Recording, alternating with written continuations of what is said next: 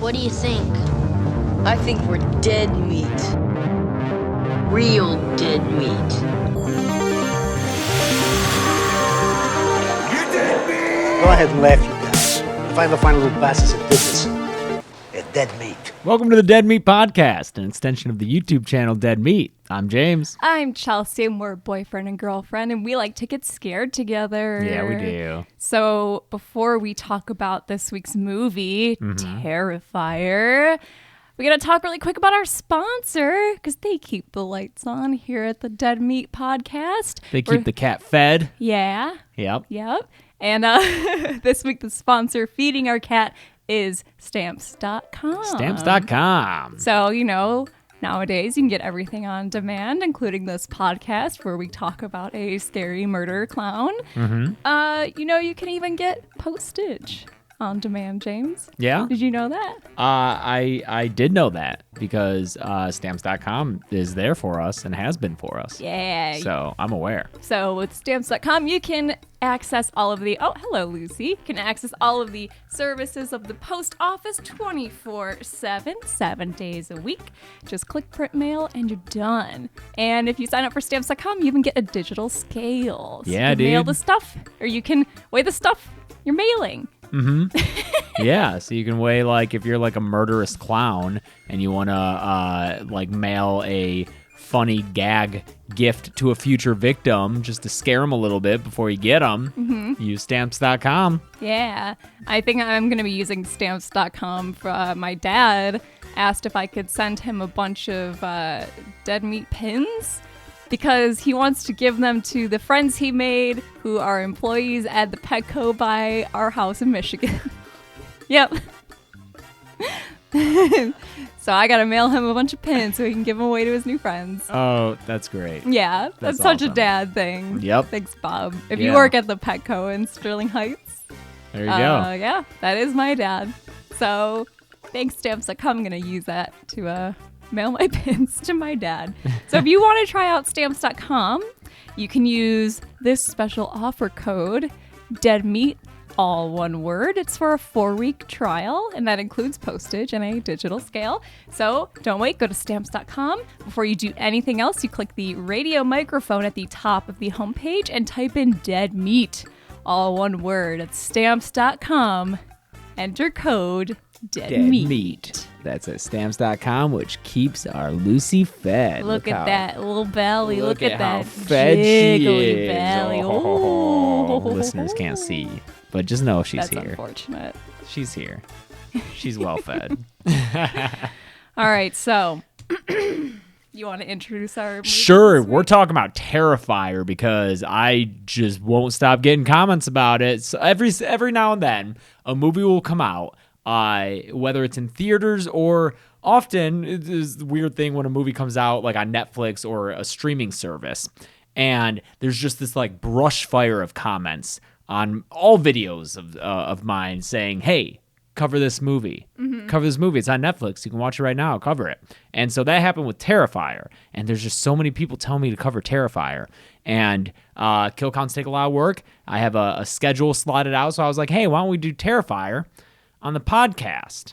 And from the sounds of it, a lot of you really like Terrifier. You said, watch it. You'll love it. It's gory. It's great. And if you love this movie and you don't like having your views challenged, maybe don't listen to this podcast. Yeah, I think we should be upfront. Yeah. We didn't love this. Yeah, And if you love it, that's fine. that's fine. That's completely fine. It's not my bag. I love Jason X. Sure. You know? Yeah. You can love movies that people don't like. Yeah. So that's fine. Yeah. And it sounds like this movie is very split down the middle. Yes. Just looking like on Reddit and other internet forums, it seems like half the people feel as though it's a good throwback to 80s slashers, and the other half feel like it's not good. I mean, I also want to say too, Damien Leo made a movie. He made a movie. We didn't make a movie. I've never made a movie, so he's doing way better than me. Yeah, I mean, the closest I made a 25-minute short in That's college. a third of a movie. That's a third of a movie, and that was hard as fuck. This guy did 3 times that much work. To make a movie. It's very hard to make a movie. They did it. They made a movie.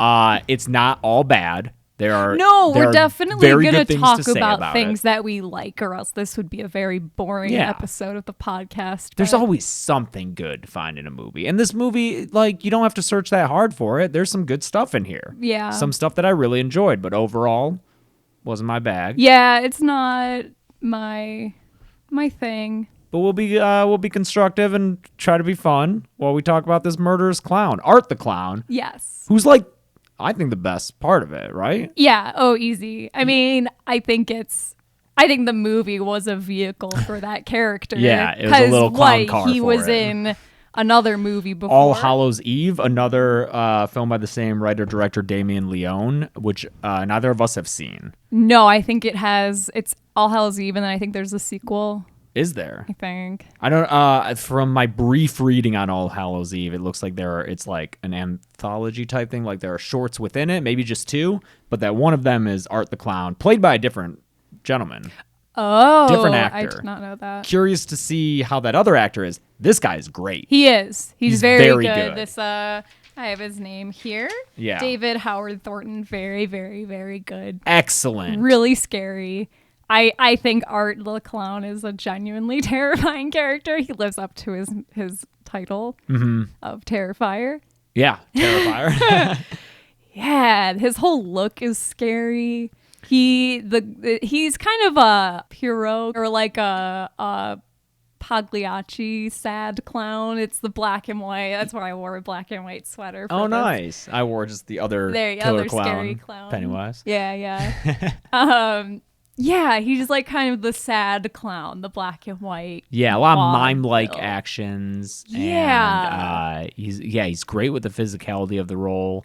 And he's repulsive. He's so fucking gross. So I find this so interesting, just the psychology of why certain things, like certain traits in horror monsters freak us out. And one of them is pale skin. Yeah. And that's like, I think our lizard brains kind of put up red flags because pale skin to us is disease and death, a pale corpse corpses and are white. Yeah. So I think our animal brains just kind of are like, wee woo, he's sick and something's off and weird. Yeah, that's interesting. And same with his teeth too. That's another signifier of illness and sickness. He's got like bloody, gross teeth and they're all dirty. Yeah, they're very So gross. he definitely rings a lot of just primal alarm bells. And it's cool. Yeah, he's a cool.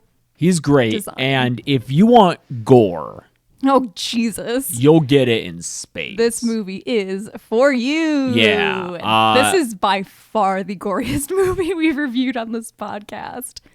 Easy. I can't think of a gorier Toxic one. Avengers got some stuff. This is I think much gorier than Toxic Avenger. Yeah. Much gorier. Okay. I'm hesitant for that to put that second much. I'll say much gorier. Okay, fair. Toxic Avenger had a kid getting run over, his It head did, exploding. yeah. But this has some shit that will stick with you. We've seen some shit we can't unsee now. Oh yeah, And, if you've seen the movie, you know exactly what what scene about. we're talking about specifically. Yeah. That I have a lot of feelings about. Yeah. Jesus Christ.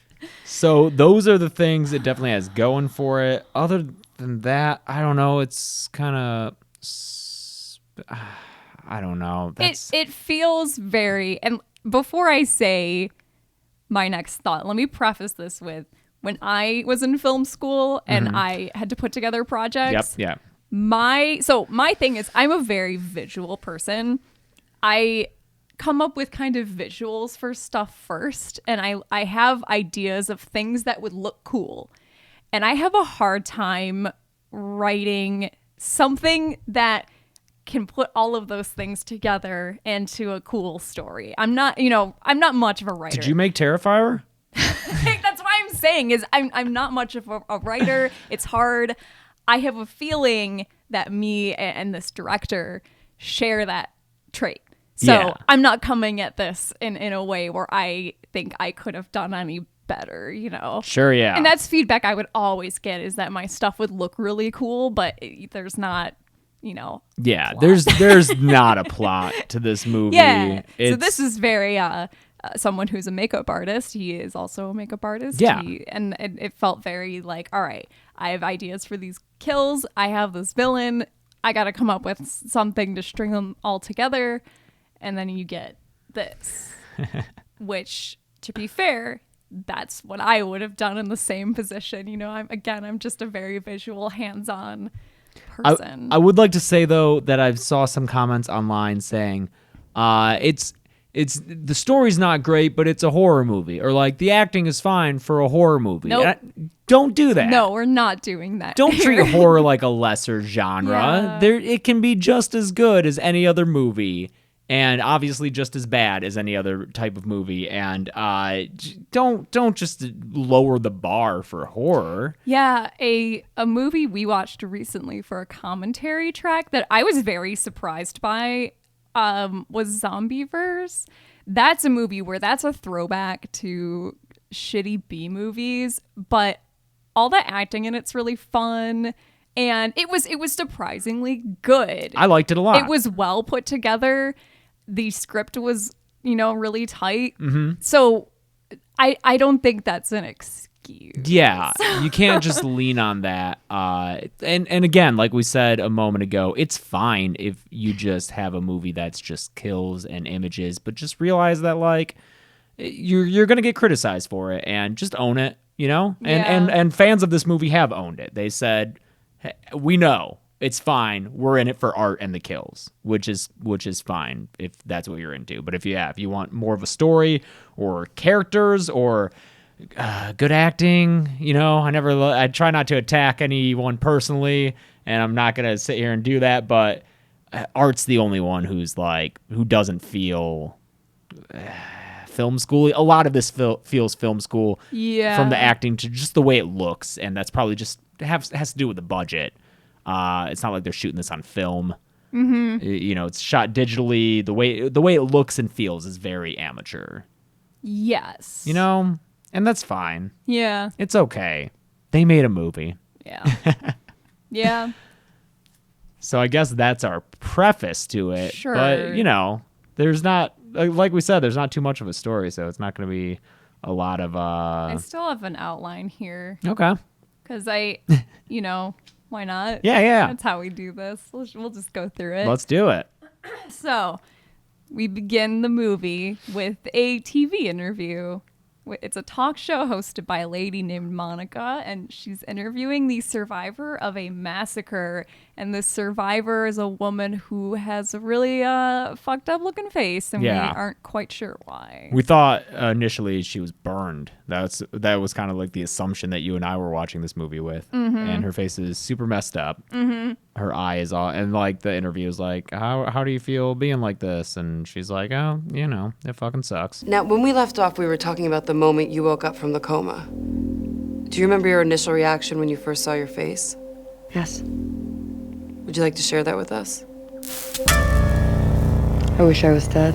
But the survivor swears that Art the Clown is still alive. Still out there. The guy who did this massacre, the Miles County massacre. Then we have a montage of Art putting on all of his makeup for the opening credits, and then he's building this flail that he uses later, which is like it's a handle, it's a weapon with a handle, and then at the end of it is a bunch of like scalpels and blades that he's attached with like ropes and shit that he can whip. It's like a morning star with multiple blades. Yes, that's right. He uses that on the sister, I think. Yeah. Spoilers. So we after the credits, we go back to the host of the talk show sitting in a makeup chair, and she's just talking shit about this guest on the show. What the fuck? It's one of those characters where it's like you see that they're superficial because they were talking on camera. They were like trying to be genuine, like sympathetic, and then you see off camera she's like, if you think she looks that bad on television, imagine what she looks like sitting 2 feet away from you. I was gonna gag at one point. Man, this lady is a bitch. And she's about to die. She's about to die, for sure. And she does, I think, Yeah. You don't see the life leave her body, but you can assume. Like if they made a sequel to this and they wanted to bring her back, they could. Yeah. But I would put her on the kill And count. it's the guest of the show, the woman with the deformed face, kills Monica and laughs. Like laughs about it. Yeah. So we're like, what's going on here? And then guess what? It turns out in the end of the movie, there wasn't really a point to this. No. We find out who that person is, but it why was she killing? What? Because she was mean? I don't know. It didn't make me feel anything except confusion. Yeah, it was just a way to have like a shock beginning, a cold open, because then it smash cuts to title card. Yes. And it's a very grindhouse title very card. Grindhouse. Mm-hmm. Very drive-in movie. Terrifier. I think it's got like the copyright it's got date at the in bottom. Roman numerals, like those. For Yeah, sure. Yeah. So it's one of those. Yeah. Then we have our two main characters, two drunk girls. Well, for the first 2 acts, I guess. Yeah, sure. For now, our two main characters are drunk and walking down the street doing Drunky some... Dawn and is it Tara or Tara? Tara? They're doing some prime drunk acting. Oh boy, they are acting drunk. Guys keep buying me drinks. I can't help it if people find me interesting. Drunk acting is hard. Drunk acting's hard. Surprisingly, it is very easy to sound fake drunk, which is kind of what's going on here. Yep. They are walking down the street in Halloween costumes. Sexy presumably. Halloween costumes. Yeah, importantly, they're sexy. We got a sexy scarecrow and a sexy skeleton. Tara's the skeleton and Dawn is the scarecrow. And Dawn's like kind of an idiot. Dawn is a big She's ol' idiot. trying to drive, and I'll never understand, like in real life, people who insist on driving when they're She's drunk. Yeah, she wants to drive home. It's like, why do you want to do that? Any excuse I can use to get out of driving somewhere, I'm Yeah. gonna use it. I don't, But also, I have half a drink and I'm too drunk. James, you gotta drive home. But also, okay, they're walking down the street to where their car is parked. There's fucking no one around. Yes, There's no one in this movie. That is, and granted, that's a budget thing. Sure, but fucking put the gaffer out there. Have your crew be extras, dude. Dude. They live in a ghost town. They live in a nothing town. No one lives here. They live on a studio lot after dark on the weekends. Yeah. Like, there is no human being in sight. I don't know where they're coming from. Presumably a bar, I think they're talking about, because they were getting numbers. Yeah. To be fair, this is what Detroit feels like at night. I guess. There's no one out. But, like, we don't see where they're coming from. I don't hear anything. Why did they park so far away from where they went to? I don't know. It's bizarre, yeah. It's just a setup to get them to this car where they get there and, Tara is like, hey, there's a clown across the street. Yeah, they see Art the Clown. He's got a garbage bag around his back like he's Santa Claus. Yeah. And he's looking creepy, but both of them are too drunk to drive. So, this was made, by the way, wouldn't this have been right in the middle of clown terror that swept the country? I think so. I think that was like 2016, maybe It was 2015. around then. Somebody told us there's a clown walking around by this cornfield out here, but there's no way. Fuck, Trevor! Oh my God! That was a more innocent time. Yeah. If you don't remember, for like a year around, 2015-ish, there were just clowns. There's clown spottings. Tonight, a story we've been talking a lot about. Creepy clown sightings around the country, and now a new clown has surfaced. So they see Art staring at them from across the street. Or rather, Tara does. Dawn is like, shut up, bitch. I want to drive home. Well, Dawn's like catcalling him. She doesn't think he's scary. She's like, hey, come here. Yeah, she's like, hey, my friend wants to date you or whatever. Here's the thing that bugs me. This was written by a dude. If I'm out with my friend, and I think most women would feel similarly, like, we're not in a situation where one of us is denying that this is creepy. Both of us are like, oh yeah, let's get the fuck out of here. Because it's our just instinct, our womanly instinct to just like, no, we gotta go. This guy is creepy. There's not a debate about whether or not this dude is scary. And you're definitely not yelling back at him, trying to get his attention. It's not a debate. What about like Annie in Halloween when Michael Myers drives by and she's like, hey. That's a little different because they're in their subdivision and it's daytime. Yeah, and I think they think he's some guy from school. Yeah. Yeah. It's a little different. Yeah, it's not a It's clown not nighttime with a garbage bag. It's a clown with a garbage bag. Which do we ever find out what's I don't think we find in out. the garbage bag? Bullets. He grabs another clip to reload his gun later on. Chelsea's favorite part of this movie. We'll talk about that. So he disappears into the night. Sure. They look back and he's gone. So they go to a pizza parlor to eat and sober up. With our favorite character. The pizza guy? Yeah, He's perfectly cast. He's so good. He's such a good pizza guy. He's a perfect pizza dude. I've gotten drunk pizza from that guy before. For sure. You know? 25-cent slice. I'll be right with you, buddy. Or is it $1 pizza? It was $1 at Backroom. Yeah, 25 cents. That's really cheap. Yeah, what are you, living in the fucking 70s? Like, oh man. So they go and get pizza and they're sitting there eating the pizza, not to go, which is kind of fun. But then we got to sober up. Yeah. They're sobering up. Yeah. But Art the clown comes in and sits across from them. And this is a good scene. Yes. This I think is the best scene in the whole. It's in all the trailers and everything. It's like, creepy. Yeah, it's creepy. He's like staring at him, and then he'll like go into a quick like big grin, like with very sudden movement. Again, it's this great performance by this dude. Yeah, really, really good physical acting. Mm-hmm. Yeah, so he is just locked down, staring at Tara. Yeah, and Drew don't give a fuck. She's taking Drew. Dawn. Yeah. I got the D right. Yeah. Dawn don't give a fuck. She's like taking selfies with him. She walks over and's like, yoo-hoo, look at me instead. I got my sexy scarecrow outfit on. And then she sits on his lap and takes a selfie. He's still staring daggers at Tara. Mm-hmm. Then he gets up and he just saunters over to the little, like, what is that? Bubble the gumball machine. It's the machine where you get homies. Yeah, it's the homies machine. It's the homies machine. That would be so much fun if he gave her a little homie figure. Yeah, it was like a clown homie, like a juggalo. Oh my god! What if he gave her a little juggalo? You know those exist. Definitely, but instead he gives her a little plastic ring. It's a little ring with like a heart. It's got like 2 hearts on it. He puts it on Tara's finger. He steps and he up. kind of mimes proposing to her. Yeah. Then he goes into the bathroom. And apparently takes a giant dump everywhere. Yo, Steve, this is sick.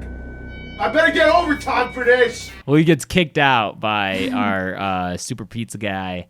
Pizza guy's like, hey, get out of my pizza parlor. I love this dude because... What's his name? Fucking... It's not... Steve. It's Steve. It's Steve. So which isn't fun, but his coworker's name is Ramon, which is fun I didn't enough. Have that. Okay. Yeah, Ramon is the other pizza guy. Yeah, it's after the girls leave the pizza place. These pizza dudes get murdered, and Ramon comes back from cleaning the shit and asking for overtime to find Steve's head on the counter. Into a jack-o'-lantern. Yeah, there's like little candles in his eyes and mouth. So yeah, yeah, he's pretty jack-o'-lantern. And he's got skin kind of cut out to where it's in. Yeah. Pumpkin. And then shape. Ramon gets like, and this is so like we're into Gore Town. This now. is when we realized how gory this was going to be. Yeah. Because we weren't sure. And Ramon gets like half his hand, like his fingers cut off with a cleaver. Yeah. And there's blood just. And then Art knocks him down and just stabs him in the face a billion times. Over and over. It's so gross. It's squishy and it's on screen and it's, it's all over. Yeah. Art doesn't fuck around. Art doesn't fuck around, dude. There's nothing to like about Art. No, and that's almost an issue I have with him is he's so unlikable. Besides, like, if the performance wasn't so good, there's nothing... There's nothing I like about him. Well, it's because he's a mean motherfucker. But he's good at what he does, I guess. I guess. If you can appreciate that. I tend to like my horror villains I need something to like about them. Because in a fucked up way, I want to kind of root for them. Because that's kind of the forbidden fun of watching a horror movie. Like Freddy Krueger is fun. Jigsaw is fun. I mean, he's not fun, but he's got, it's got something going on, I guess. I really want you to watch the Friday series because I want to know how, because you hate Michael. I think Michael's boring. I think I mean, Michael's except the boring, too. first movie, because the first movie's movie's great. But otherwise, I think Michael's boring. And yeah, I haven't seen all of the Friday movies. I feel like Jason has more personality than Michael. Yeah. A little bit. He's more fun. Yeah. He's not killing dogs all the fucking time. Yeah. Come on, Michael. Yeah. I don't know, but Art is just... Ugh, he's just brutal. He's brutal. He made me think of like, if there's a clown high school, Pennywise is going on Facebook and going on Art's Facebook and is like, man, that guy never left town. You know, like that guy's the clown who like doesn't move out of town and is like kind of weird. Pennywise left and is on to bigger things, but Art is just that weird guy from high school no one really liked that much and is like kind of scary. Interesting. Do you know what I mean? Kinda, yeah. He's just like that guy. It's just messing with me because like Pennywise isn't allowed to leave Derry. He's kind of stuck. But I know. That's not in the the point. Funny or Die sketch I'm pitching you. Got it. Yeah, live in that universe for a second. What about the killer clowns from outer space? Oh man, they're the AV club, I feel like. The AV club at high school. Yeah. Not the TV. No, review not site. not Todd Vanderwerf. No. Didn't he leave them like 5 He years did, ago? but he's always my reference point for AV Sure. club reviewers. He's like he's quintessential AV clubber. Yeah. All right, so the girls get back to the car and find their tires flat. Yeah. So now they're stuck there. And again, a situation where two girls freaking out. But Dawn is not saying, Dawn. no, it wasn't the scary guy from the pizza place. I must have driven over a nail. Also, I don't have a spare tire because I've been driving with the spare tire on my car. Don't do that. Don't do that. Also, it sucks. Like driving with a donut on your car Donuts sucks. aren't tires. No, it feels like shit. Yeah. It feels like riding in a... If you've ridden the Matterhorn at Disneyland, Oh, God. that's what riding in your car with a donut on It feels like It feels like you're shit. pushing a shopping cart with a fucked up tire. You know, Yes. one that keeps like. Oh man. So they sit in the car because they call Tara's an older sister who is Who's in college? in college. Yeah. Okay. Who is home studying, and she reluctantly says, all right, I'll come get you guys. Oh, that's after some choice dialogue about how Tara's like, I'm calling from Dawn's phone because my phone died. And her sister's like, Your phone died. Can you ever go out without using social media every 30 seconds? So she's studying for some exam, and apparently she lives in it doesn't look like a dorm. no. She lives in a single room with a kitchen where there's a bed in the living room. And does she share the bed with her roommate? Apparently, because her that roommate comes in. Her roommate's making out with some dude, and they go onto the bed, and it's just a weird living situation. I have a lot of questions. So that's when her sister says, all right, I'll come get you guys. So then Tara says, I have to pee. And Yeah, this just comes out of nowhere. It's like, and now it's an emergency. Now She it's has an to pee. emergency. She's going to pee her skeleton costume. And she looks over, and there's a guy on a stoop. Yeah, just coming out of It's his Billy stoop. Corgan from Smashing Pumpkins on his night job. Just on this stoop. She walks over and says, hey, can I use your bathroom? And he says, oh, I don't actually own this building. I'm an exterminator. I'm Mike the Exterminator. He's Mike the He doesn't call Exterminator. himself that, but That's I his like name. that title. So, fun fact. This guy is played by... Why are you shaking your Because head? I've read this fun fact that you found. And I just thought it was a fun fact. no, it's super fun. His name's Matt McAllister. He's a New York-based actor who recently made a quick appearance in HBO's Vinyl, rest in peace, episode 6 as David Bowie's mix monitor. Now, I'm sorry. I don't know what vinyl is. What is it? It was that Martin Scorsese show. Was David Bowie a character in I it? don't know. It might be a thing like in Forrest Gump where Elvis technically is in it, but you don't see him. Oh. Do you know? You yeah, haven't yeah, seen because he him? like stays at his mom's house. house. Yeah. That's what I'm imagining. Is it's like it's supposed to be David Bowie, but you see his shoes or something. But my question is, if this dude is playing David Bowie's mixer, does that mean he's playing Tony Visconti? I was gonna say Tony Visconti, who's there too, helping out, helping out, Brian. You know, I'm here too, mixing me stuff, too and as well. making this record, this breakthrough album with with Brian Eno and David Bowie. Yes. Tony Visconti there as well. So Mike says, all right, there's a bathroom in here. You showed up right on time, though, because I'm about to bug bomb the fuck out of this building. Thing I was very excited for, but doesn't come back. Oh, yeah. This was your idea.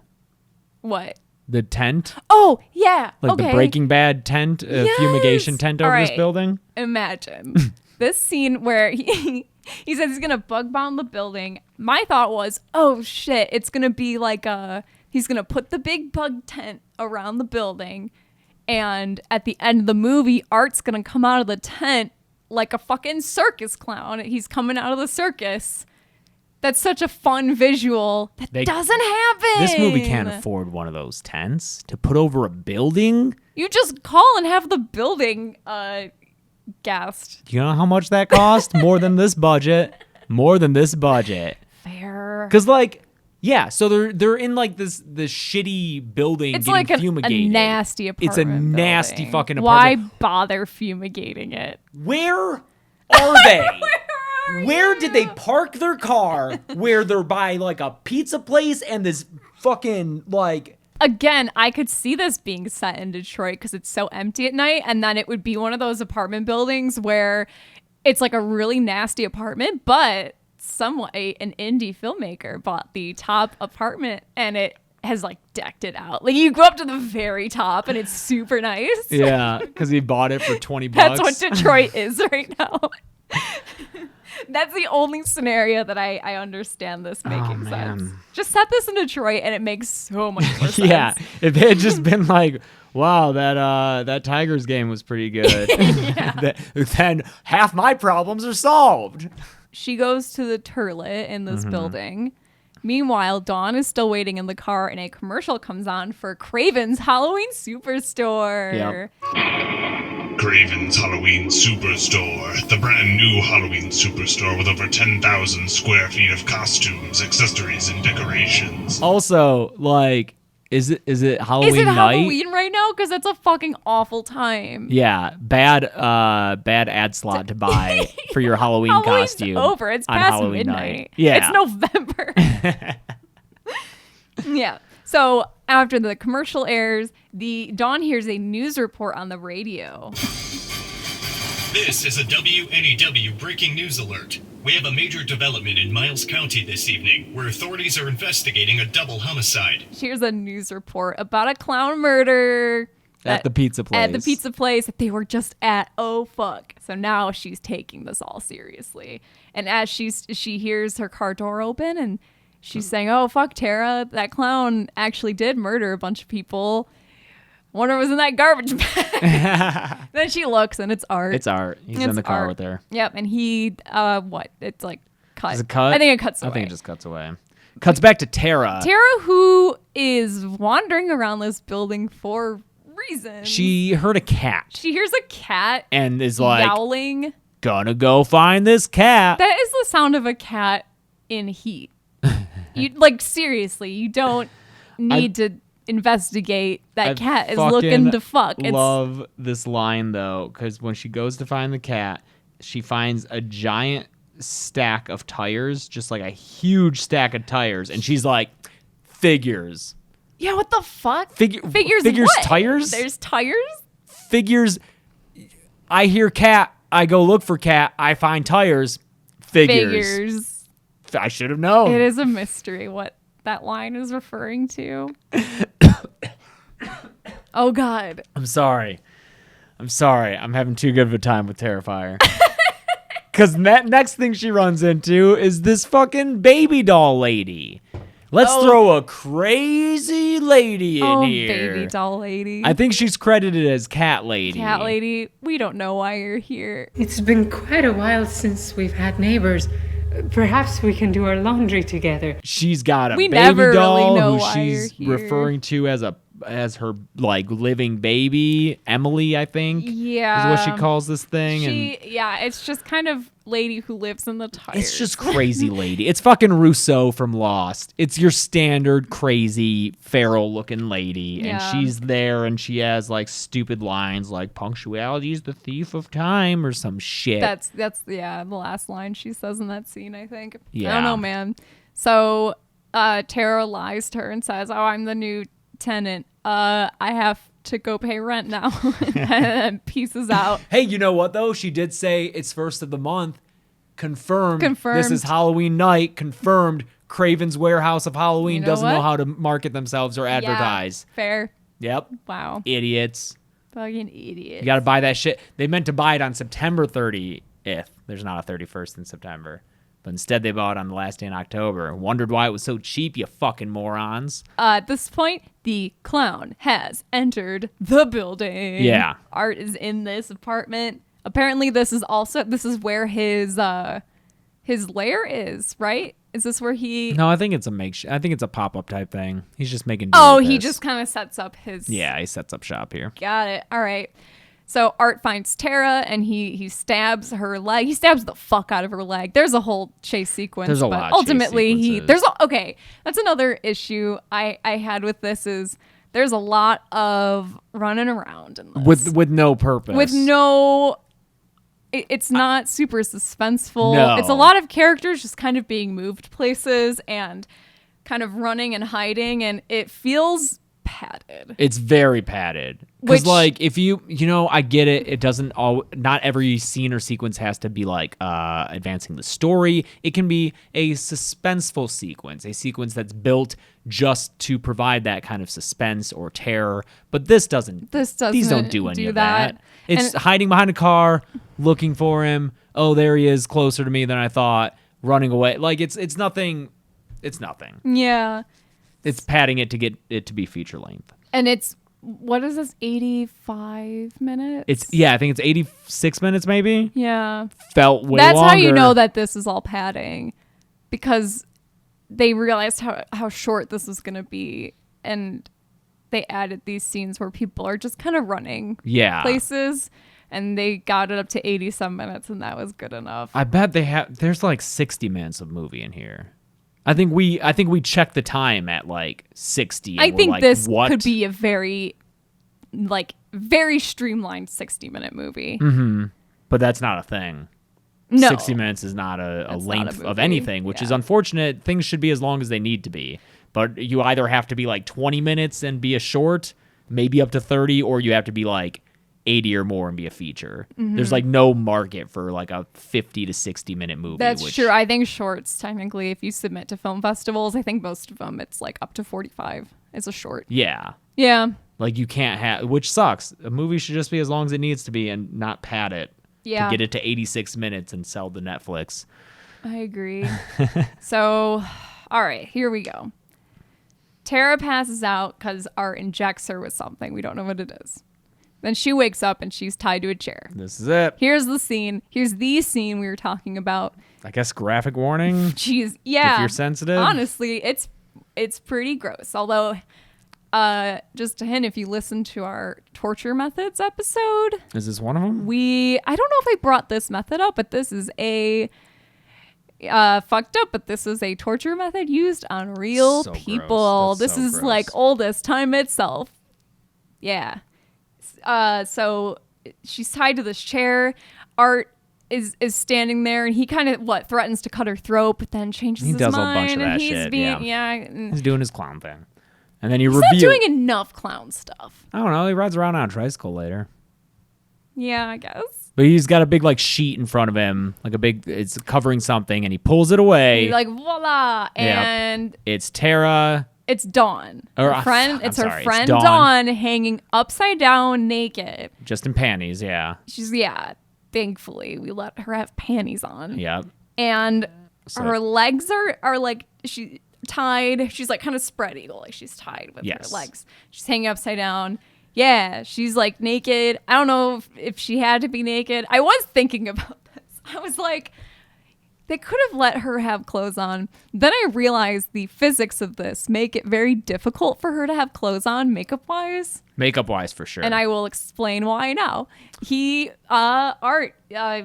chops her. He saws her in half. Saws her. Long Chop ways. implies a quick process. Yeah, no. This is a slow. This is a hacksaw. This is a hacksaw, like this.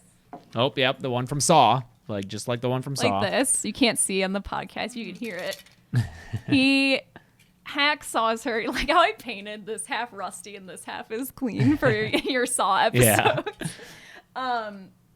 He hacksaws her in half the long way, vagina first. Vagina first. Of course. All the way down to her head. And he's like laughing and doing a clown thing while he's doing it. And you see it all. Yeah. It is disgusting. She's got like intestines falling out and stuff. Mm-hmm. Yeah, it sucks. He gets all the way down to her head. Yes. Then doesn't quite finish it. She's like, the top of her head is still together. No, because if you do that, then you've got two halves kind of swinging around, Yeah, and like, no, he wants to have it. That framing. So you hate this, I right? kind of hate this. Like, okay, I want to like walk through this carefully. Okay. Because I don't want to come off as someone who is easily offended or angry at things, because if I were, I wouldn't be hosting a horror podcast. This would be a very awful genre for me to be bothering, with. Mm-hmm.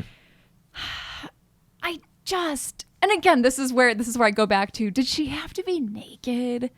But then I thought about it, and if I'm a makeup artist and I have to slice a character in half long way, vagina first, if she has clothes on, the clothes have to be ripped in half too, and they're gonna fall off anyway. Yeah, and then you gotta get like, and then you have to worry about, so it's continuity. Yeah, there's a whole bunch. I get it. Mm-hmm. But it just felt so like sexual out of nowhere, because sawing, like, I think we can all agree, sawing a naked woman in half long ways vagina first, there's something inherently sexual about it. Yeah. Yes. Like, yes. I am not going to argue that point. No. There just is, and whether or not you find that offensive or not, or like gross or not, or too much or not, that's your opinion, and that's fine. But there's a sexual element to it. Yeah, especially since this is the character who is the dumb one. She's the I think supposed to be quote unquote sluttier one. Yeah, she's talking about hooking up with dudes and how Tara's jealous that not as many guys are into her. And she's stuff like the that. drunk party girl. Yeah, she's the party girl. There is something about that death for her, for that specific character, that like all of those things combined make me feel kind of weird. Sure. Mm-hmm. Not like angry, not like this is tearing apart the moral fabric of our country. Not like I'm going to tell anyone to not watch this movie or say it should be banned, but it makes me feel weird. Yeah. And that's all. I just think it's worth thinking about all of those elements in a movie. Is. It's a memorable kill. Oh, for sure. I'm not going to forget that one. I probably can't put in any clips of it. No, not at all. You were like, I can't put in anything from this movie pretty much. Yeah, it's the defining scene of this film. Yes. This is what everyone will always remember and talk about if they've ever seen this film. Yes. Is this sawing in half thing. Yeah. I don't know how I feel about it. I also feel, it's like weird, I guess. Yeah. I guess I would give it credit for going there, sure. maybe, That's what horror's for. Yeah. It's something I've never seen before. It's fucked up because I've seen, like, ye old drawings of this torture method. Yeah. I'm like, oh, this old chestnut. I guess we're doing this. So yeah. But it's weird because in real life, I think you have to, you got to do it like lumberjack style. You got to have like two dudes just sawing back and forth. It's very intense. It's very prolonged.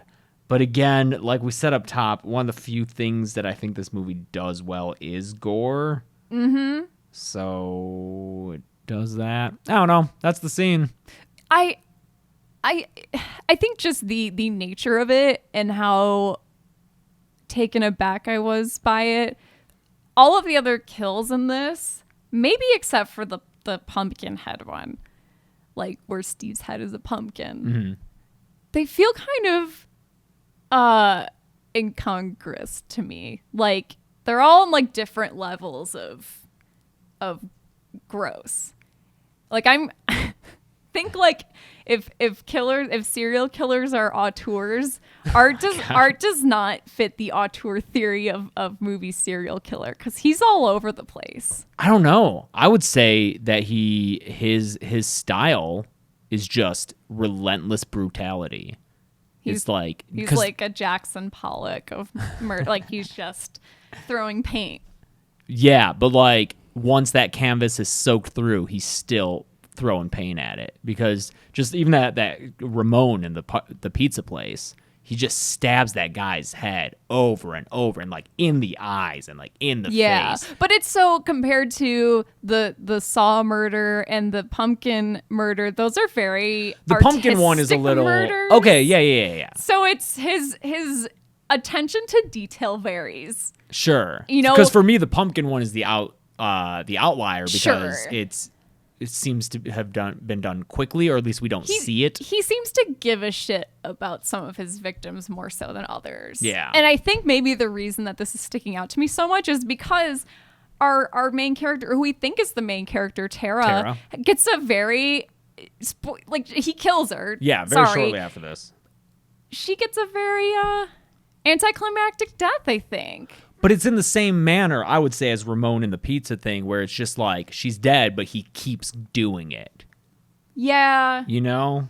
I get that is right after this, because she makes a break for it, and this is when Art pulls out a gun and shoots her. He shoots her in the leg. And it's one of those stupid things where like she gets him down on the ground, and then she's like, "Come on, get up." Come, like talking shit instead of just like taking care of it, you know. But yeah, then he pulls out a gun out of nowhere and shoots her. And I've seen a varying reaction, polarizing use of a gun in this movie. Some people like you and me don't like it, and other people are like, it subverted our expectations, because you don't expect this killer to just pull out a gun and save himself that way. And like it's reasoned out as like he likes to play with his victims. But in this particular instance, he saw that, like, oh, he was actually in trouble, and he has this, like, failsafe. Like, if it comes down to it, I ain't going out. I'll just fucking shoot.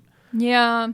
I think guns, to me, are just inherently, in horror movies, less scary. Yeah, that's why The Purge movies are frustrating, because it's all just, like, gun violence, which... And that's what makes a lot of, you know, I think our favorite horror killers, as what makes them scary, is they use weapons where they have to be up close and personal. Yeah. A gun isn't. Yeah. A gun is not an intimate way to kill someone.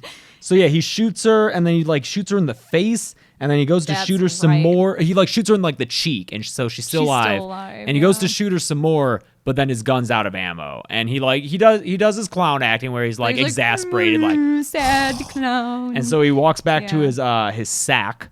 His garbage bag. And while he's there, he gets a text on Dawn's phone from Tara's sister, who has finally arrived here, and is like, "Where are you?" So he texts her back and is like, "Come around back." And then he takes Dawn's phone and he goes up to her split in half corpse, and he takes a selfie with her, just like she took a selfie with him in the parlor. Yeah, that's Art the Clown. I guess you could read into. I just made this connection.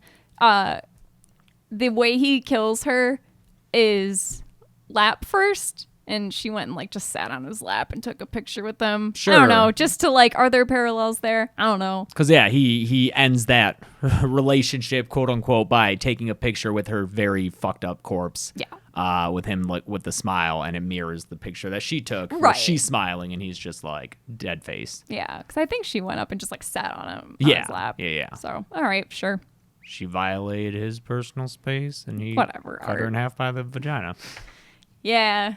But then he reloads his gun. He goes back, and we're like, Tara, our final girl, she'll make it out. No, he shoots her in the head. Yeah. And then he unloads his fucking clip on her. Like, and this is a kill that, like, for me was like Ramon. He shoots her in the head and kills her, and then he just keeps shooting her in the face, and her head is like nothing. So, R.I.P. main character. Yeah. And, like, this is like, what, an hour in? Yeah. And by the way, at this point, you're kind of wondering, all right, someone's got to be this lady from the beginning. Oh, yeah. At least I was. Yeah, because we were like, we had the idea that, this building's getting bug bombed. It's going to be full of chemicals. It's going to be lit up. Yep. You know, something's going to explode. We're going to get a lady with that face because she melted in the building. Yeah. In this explosion.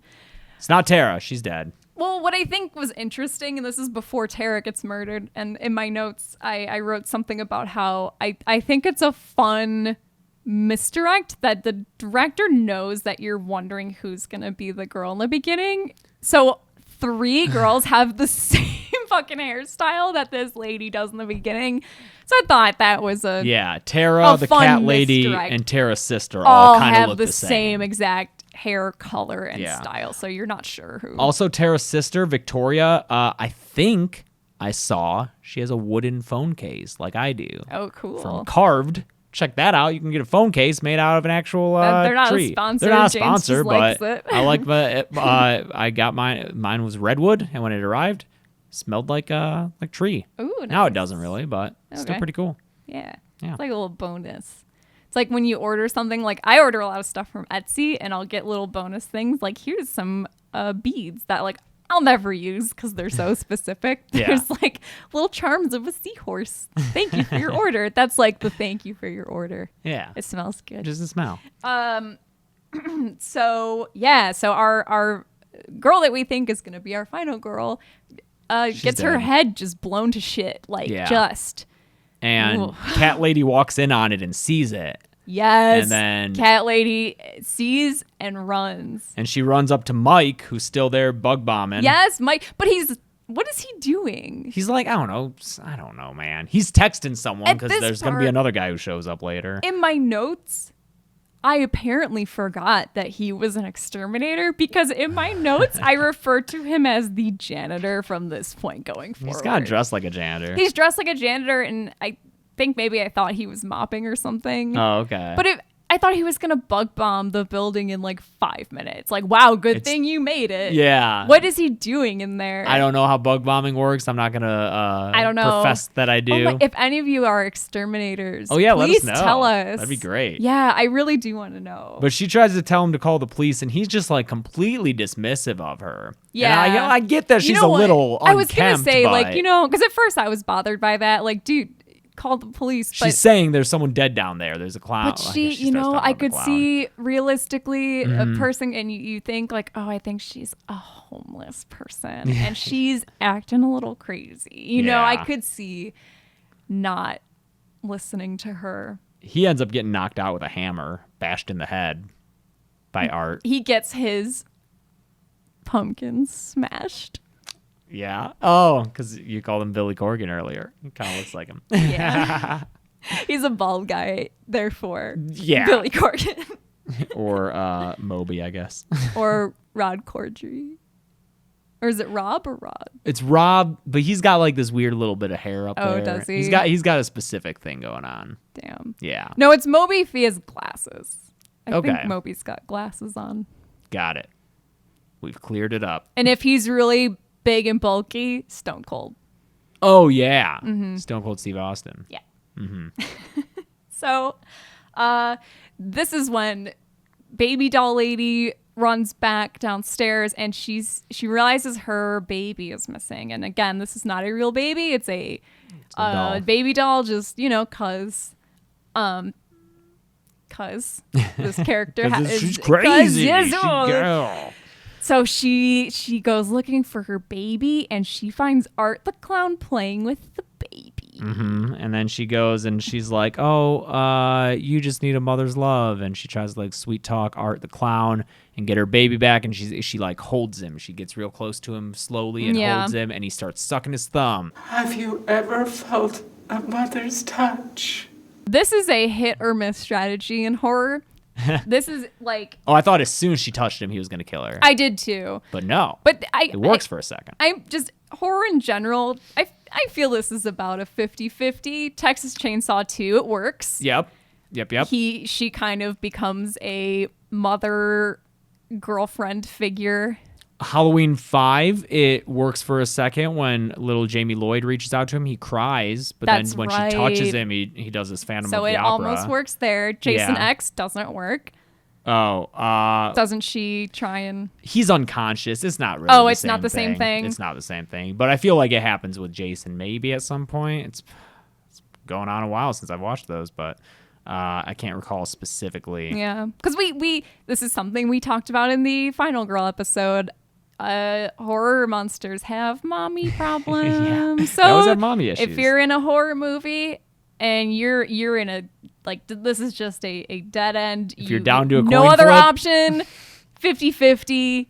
Try it play out. mommy. You know, if you get lucky, like Leatherface will want you to be his girlfriend. If you're unlucky, like this lady is, you get your tits ripped off and scalped, and Art wears your boobs, your boob skin, and your hair, and dances around. After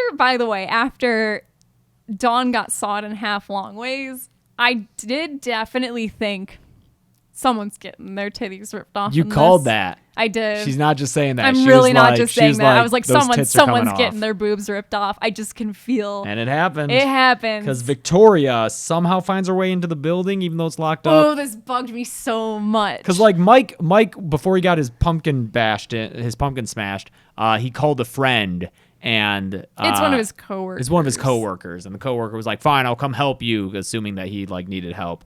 And the guy gets there and late in a little bit, and he's like, "I can't find a way in. It's all You can't get in the locked building up." because every single door is locked. But Victoria's in How there. did the sister get in?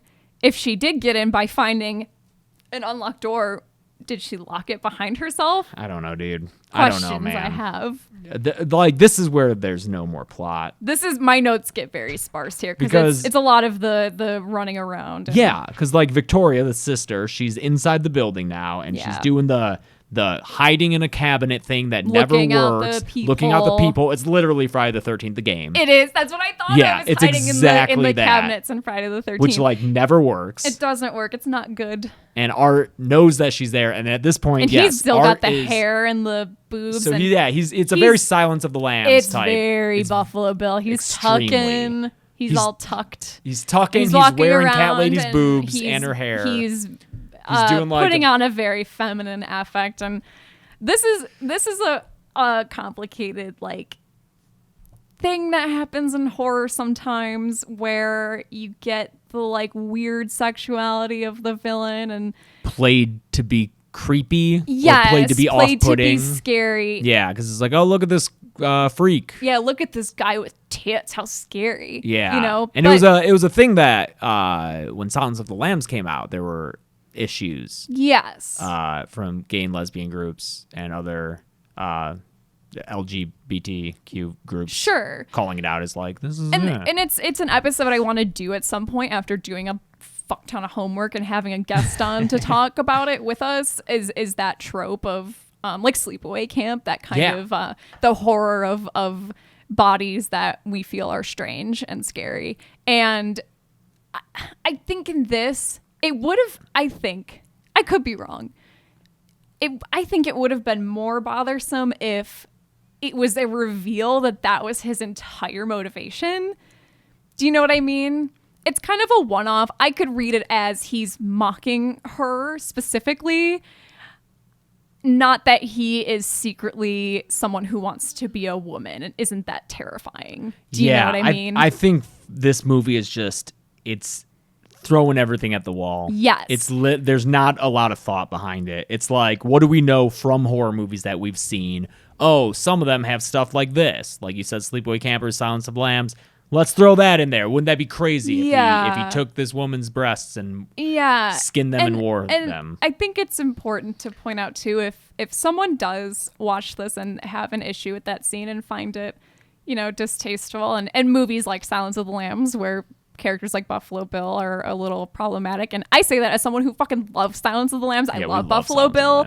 I'm obsessed with Buffalo Bill. But I understand when people find that character to be problematic. And I think it's very important to say that the writer and director of this movie, I guarantee this was not a malicious choice to make. Absolutely not. And when people make choices like this in movies, it's, I think, rarely ever someone being specifically mean. Yeah. I think it's often maybe just a product of, things we grew up watching, or just things that, we don't maybe realize in that moment might be really awful to some people. Mm-hmm. And again, this is all like matters of opinion. But I just think it's important to kind of, I don't ever want to be like, this guy did this on purpose and it's mean. This guy hates gays. Yeah. Something like that. And I would never say like, that. this director hates women because he has this scene where he saws this girl in half. It's just, something to discuss. Exactly. It's fine. You can disagree. Like, but maybe just think about it. Yeah. Like, again, I use the example of Silence of the Lambs specifically because it's one of my favorite movies. But I can still have a conversation about how that character for some people might be really uncomfortable. Yeah. Nuance. Nuance is good. Nuance is great. Yeah. Try it out. It's, yeah. So this other bug bomber dude gets here, and he does find his way inside. He eventually gets stabbed in the top of the head, and then his throat is slit, and then his head is just cut right off. It's a solid death. At this point in the movie, it's like, I'm yawning. It's like, oh, dude, I saw a girl get cut in half by her vagina. I don't like, you're just decapitating a dude now. I mean, it's a good decapitation, but we've seen it all at this point. Shit. He tries to he rides around on his tricycle. Yeah. Doing a clown thing. And then around here, Victoria finds Dawn's body.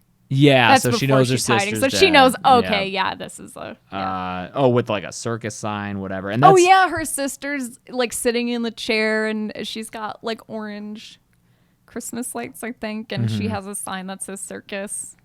I don't know, whatever. Yeah, circus. Again, imagine how much fun that would have been if he did the exact same thing and he had her in the chair that said circus with the lights and he put her outside of the building with the bug tent on it. Oh, yeah, right? That'd be so much fun. That'd be great. Yeah. Man, I get that's probably a budget thing. Definitely. But that would have been... Maybe they could get Art a bigger budget next time through after getting this deal. Maybe Art can have the movie that he deserves. Yeah. I also think it would have been fun if... like when he saws her in half. Oh yeah, you had this have idea. her in a box at first. Isn't that more of a magician thing though? I guess, but it's still kind of circusy. I would have accepted it. Have her in a box at first, like the lady who's gonna be sawed in half, but then he just like kicks the box away and then like just actually saws her in half. Yeah. That would have been kind of fun. Yeah, he ends up whipping her with that flail we saw him making with the blades, and it's brutal. And then, it turns out Mike's alive from getting hit in the head. I just put together that's, again, he could have put on like a top hat or something, like he's a lion tamer. Oh, yeah. Yeah. That's fun. I think maybe that could have been what they were going for. Maybe. But like have him put on just a bigger version of the hat he already has. Oh yeah, he's got a little hat. It's tiny great. Little hat. I love the tiny It's one of the best parts By of his the costume. way, I just wanted to say, as someone who loves costumes and pays a lot of attention to costumes in movies, his costume is so fucking cheap and it's great. I think for this character it works to have him in this fucking gross costume that even the makeup is like it's not nasty. well done. And it's like crinkly and you can tell the fabric is really cheap fabric and it's the kind that you get from a Halloween city, like a party city, and where it has in the back the little tie, you tie it in the back. Yeah. And like his kind of one size fits all. His face makeup has like his cheekbones lifted up and like a nose extension, but like it's very clearly fake. But it's creepy. It's great. It's cheap. I think it was a deliberate choice to make it so cheap. So Mike saves her because he's still alive. Like we said, yes, Exterminator Mike is still alive, and thank goodness he shows up to save Victoria. And then Art smashes his pumpkin again, but with his big clown with his shoes. fucking foot, and it's He like breaks Mike's head apart. Like it does look like a pumpkin. If you, oh my god, I forgot that if you've ever done the thing where you get a watermelon and you put a bunch of rubber bands around Oh yeah, we did that in YouTube Space. If you don't want to go watch the actual scene, but you want to get an idea, it's like watching videos of people putting rubber bands around watermelons until they explode. Yeah. Except the rubber bands are his heel. And the watermelon's Mike's head. Yes.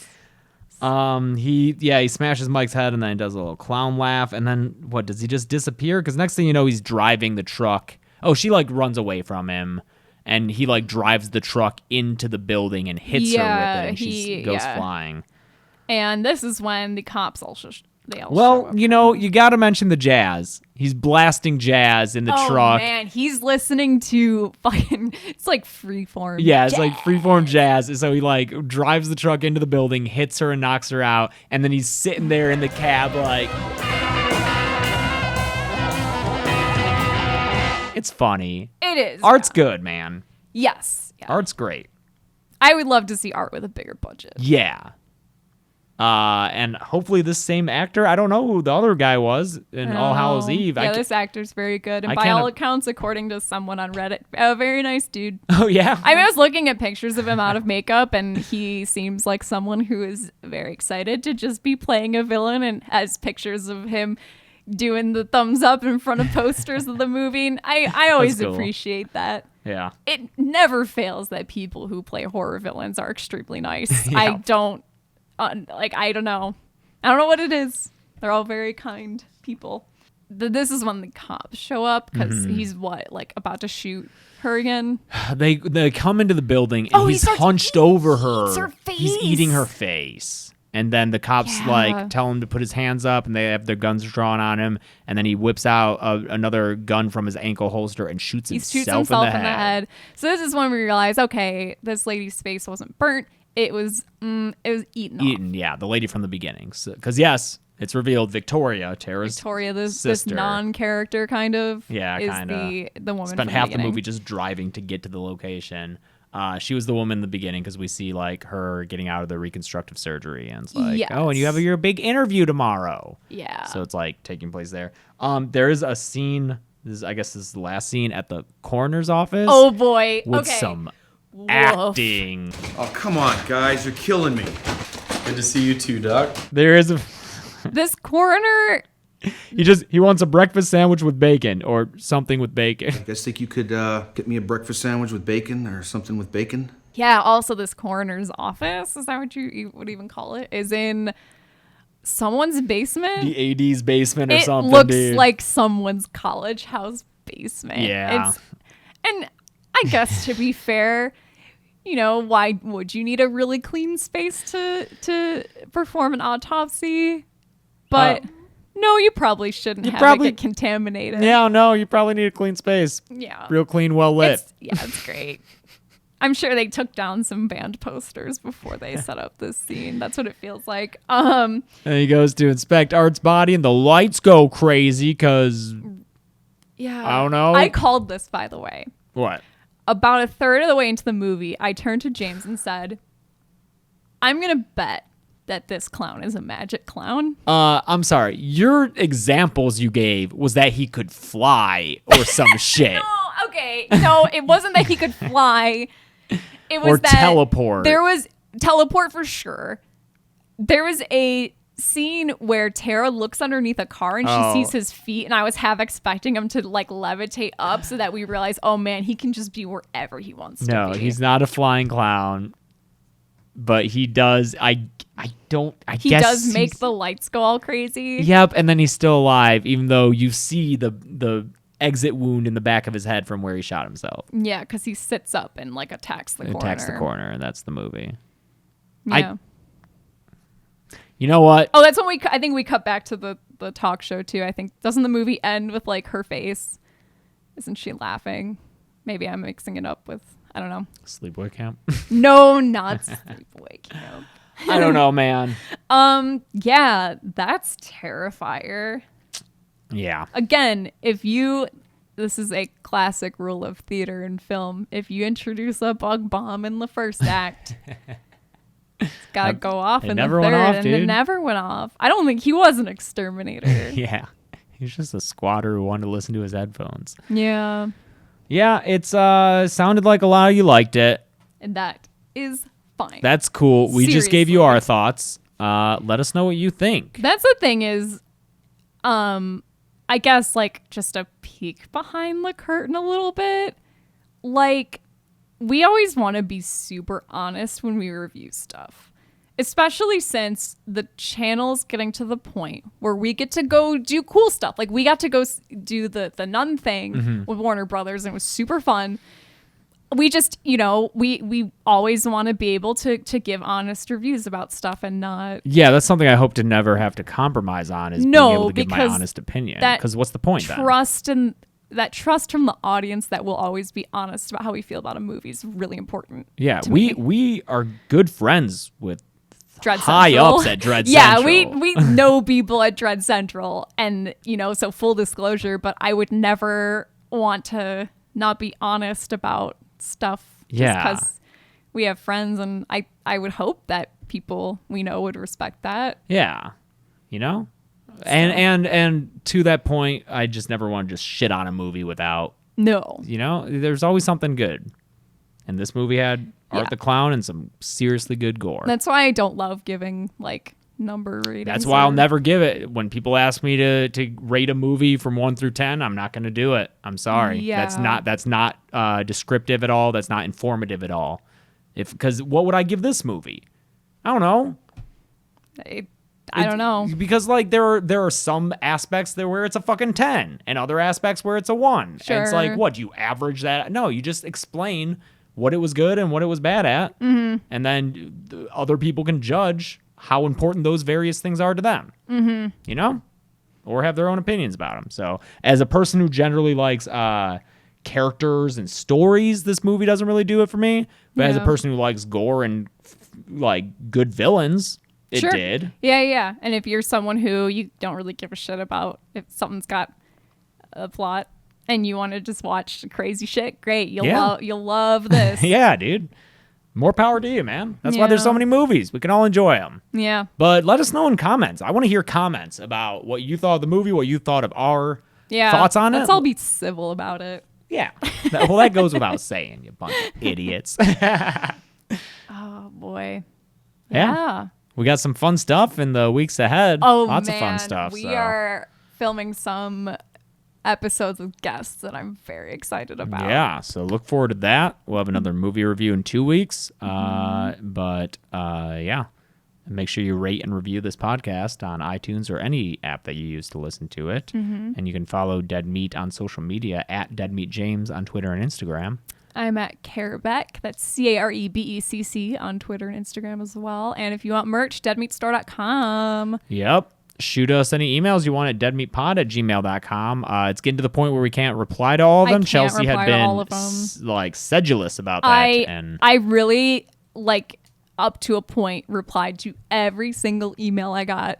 And I can't anymore, which is a good problem to have. But I also feel bad, and I want people, I read them. I think for my first maybe 10 kill counts until that first time it blew up, I think, which was Jason X, I responded to every single comment on every video. Because you feel good interacting with people and you want to show them that you appreciate their care and their engagement. Yeah. But it gets to a point where it's just impossible. I can't do it anymore. But I read them all. So just I read all the comments. So yeah, just know that we appreciate it. Your thoughts aren't just going into a void. We do see them. So thank you for all of that.